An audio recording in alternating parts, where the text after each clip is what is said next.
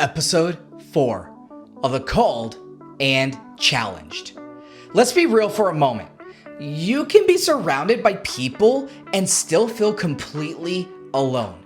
You can preach to a full room and walk off stage to complete silence. You can be called by God and still wonder why no one sees you, checks on you, or even understands you. If that's you today, this episode is for you.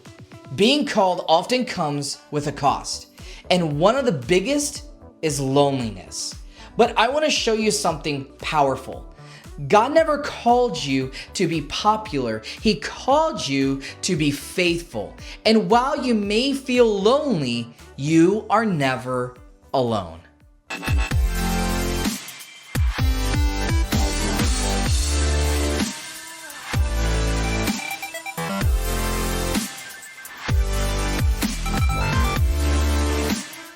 Part 1.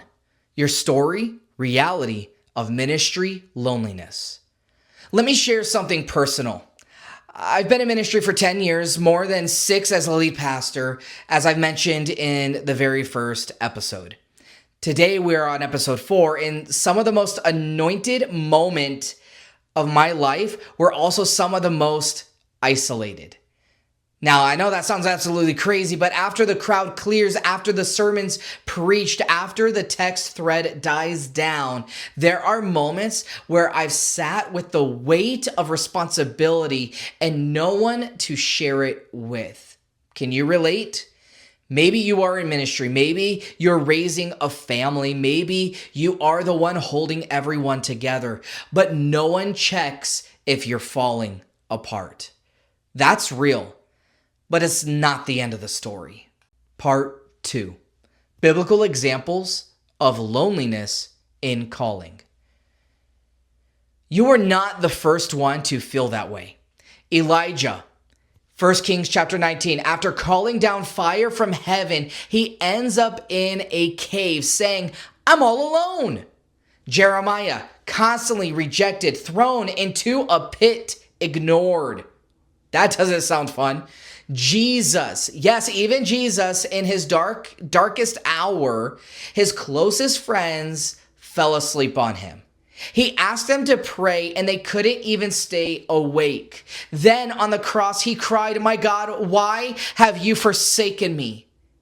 If our Savior faced the sting of isolation, don't be surprised when you do. Loneliness doesn't disqualify your calling. It often confirms it. Part 3. Loneliness and abandonment.